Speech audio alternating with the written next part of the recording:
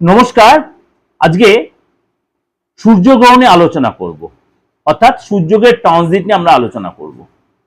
আমরা জানি প্রত্যেক মাসেই সূর্যগ্রহ তার নিজের মতোই সে ট্রানজিট করে।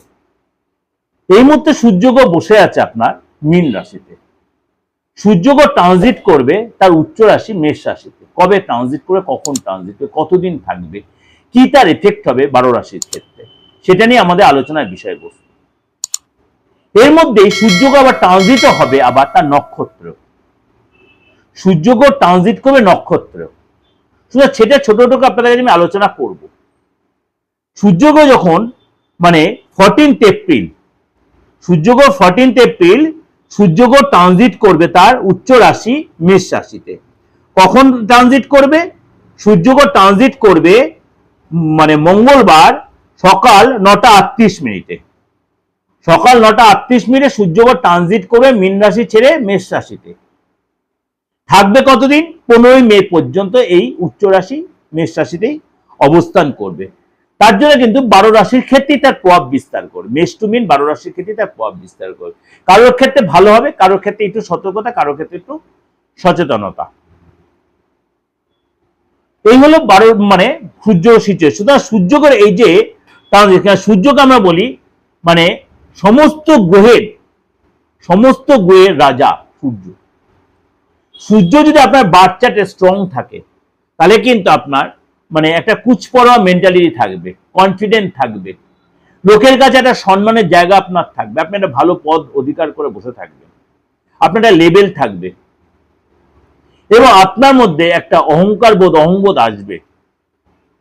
সেটা অরিজিনাল অহংবোধ, লোক দেখানো অহংবোধ না, থাকবে আপনার মধ্যে, কোয়ালিটি থাকবে, কনফিডেন্ট থাকবে।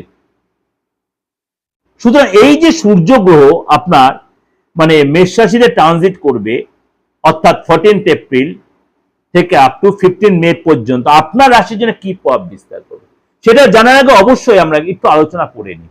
কেন এই আলোচনাটা করি সবসময় আপনাদের কাছে, যারা আমার অ্যাকচুয়াল হিতাকাঙ্ক্ষী ভিউয়ার্স বা হিতাকাঙ্ক্ষী ক্লায়েন্ট, তারা সবসময় বলে পার্থদা একটু আলোচনা করুন তন্ত্রটা নিয়ে।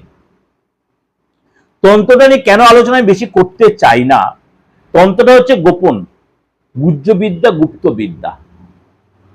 কেন আমি তন্ত্রটাকে একদম অপারেশন থিয়েটার ওটির মতো চিন্তা করি, পুরোটা লোকচক্ষু আড়ালে রাখতে চাই।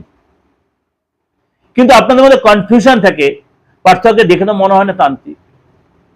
শুনুন, দেখে কোনো প্রয়োজন হয় না, আপনার পরিচয় আপনার কাজে। কথায় বলে ফলেন পরিচয়তে, ফলেন পরিচয়তে। কাউকে দেখে যে সবকিছু বিচার হতো, তা যারা সেজেগুজে বসছেন, আমি কাউকে ছোট করছি না, ক্ষমা করবেন এই ভাষা নিয়ে কাউকে ছোট করছি না। আর যারা না সেজে বসছেন তন্ত্রের মতো, যারা একদম লোকচক্ষুর আড়ালে রয়েছেন, তারা হচ্ছে অ্যাকচুয়াল তান্ত্রিক। আমি বলি অ্যাকচুয়াল তান্ত্রিক, অ্যাকচুয়াল তন্ত্রবিদ্যা যা সাধনা করেন, তারা কখনো এই মিডিয়া লাইনে বা লোক সম্মুখে আসবেন না। আমি জানি আসবে না, আমিও আসতে চাইনি বা আমি কোনো আলোচনা করতে চাই না। ওই যোগ্য নিয়ে আলোচনা, যোগ্য দেখানো মিডিয়াতে একদম টোটালটাই ভুল। যোগ্য করা দেখানোটা এটা সম্পূর্ণটাই ভুল। কোনো দেখানো যোগ্য কোনো দেখানো যায় না, করতে নেই। আহুতি দেওয়াটা দেখাতে নেই, এটা সম্পূর্ণ গোপনীয়তা মেনটেন করতে আমি অন্তত মনে করি।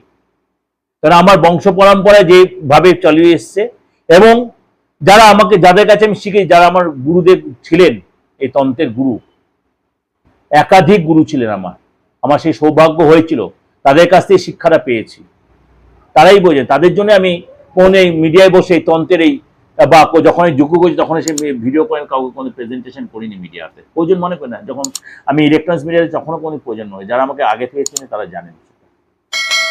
কিন্তু এখন আলোচনা করি কেন, আপনাদের মধ্যে কনফিউশনটা সেটা কাটানোর জন্য, যে তন্ত্রটা আমার রক্তে, বংশ পরম্পরায়, এবং আমি সেই সৌভাগ্য হচ্ছে সেই তান্ত্রিক, সেই গুরুর কাছে আমার তন্ত্রের শিক্ষাটা পাওয়ার জন্য। তাহলে একে হয়নি, আবার আমি ডবল পেয়েছি।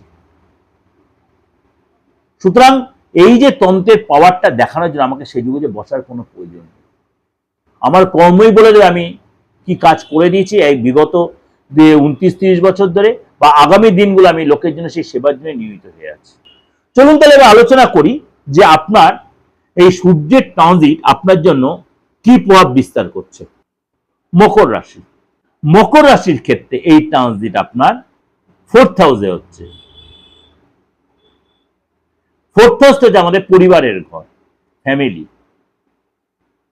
অর্থাৎ মকর রাশির জন্য সূর্যের এই 4th হাউসের ট্রানজিট আপনার কিন্তু মনের মধ্যে একটু অস্থিরবোধ কাজ করতে পারে, ফ্যামিলিতে একটু টেনশন বাড়তে পারে, পিতা বা বড় ভাই এদের সাথে একটু কথার বিরোধ বা মতবিরোধ হতে পারে।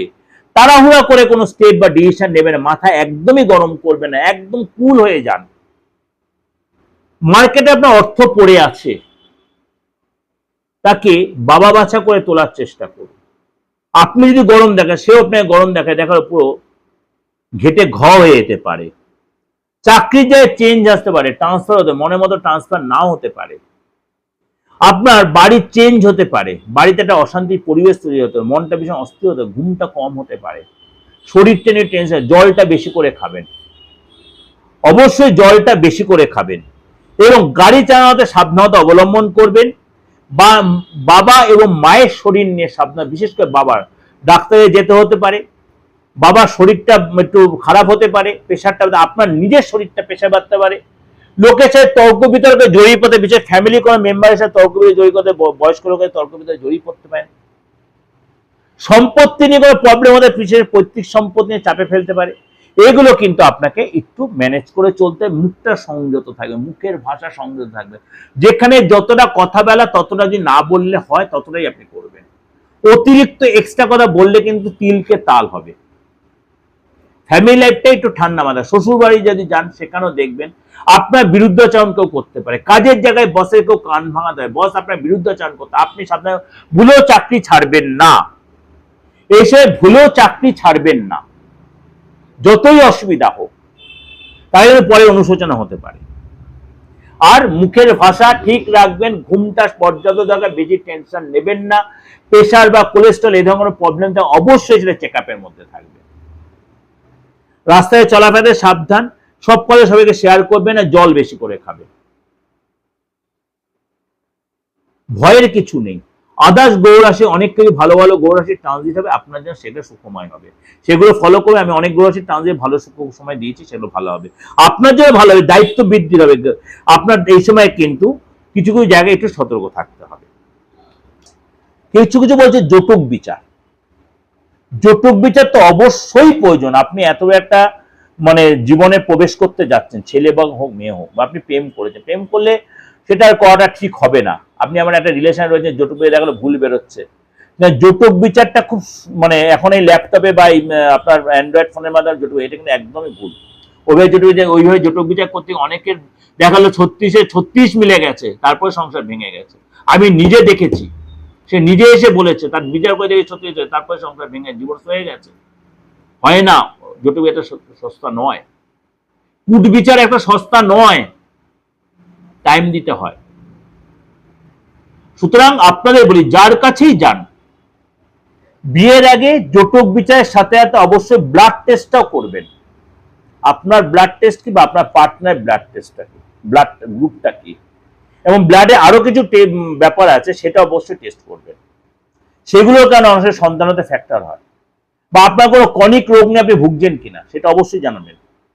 কারণ এটা সায়েন্সের মতো, আমি শুধু আমার দিকটা দেখলে হবে না, এই ডাক্তারি যাওয়াটা আপনার সাথে আলোচনা করলাম, এটা প্রয়োজন পরবর্তী প্রজন্মের জন্য, অবশ্যই প্রয়োজন। দ্বিতীয় কথা, আপনি যে ফ্যামিলিতে বিয়ে করছেন, শুধু ছেলেটাকে বা মেয়েটাকে দেখলাম, সে ফ্যামিলি কালচারটা দেখুন। তার মুখোশ পরে নেই তো, আপনার বাচ্চারে সেটা প্রকাশ পাবে, আপনার হাতে সেটা প্রকাশ পাবে। আপনি যার সাথে রিলেশনে সারাটা জীবন যার সাথে কাটাতে যাচ্ছেন, সে কতটা আপনাকে ভালোবাসে, সে মুখোশ পরে আপনাকে ভালোবাসে না আপনার অন্য কিছু ভালোবাসে, সম্পত্তি না আদার্স কিছু, এটা দেখুন। এমন লোক দেখেছি খুব গরিব, কিন্তু মন খুব ভালো, সারাটা জীবন সংসারে সুন্দরভাবে কাটতে টেনে দিয়েছে। আবার এমন অনেক রিচম্যান দেখেছি, বিয়ের দুদিনের মধ্যে সংসার ভেঙে যাওয়ার ব্যাপার আছে। তার অনেক চিন্তা ভাবনা, তার অনেক কিছু মধ্যে আকৃষ্ট, জড়িত।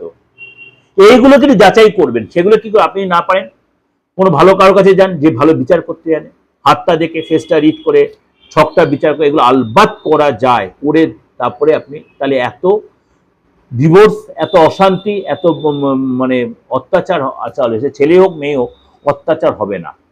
যারা প্রেম করছেন তাদেরকেও বলি যে সুযোগ থাকে সেটাও করবেন।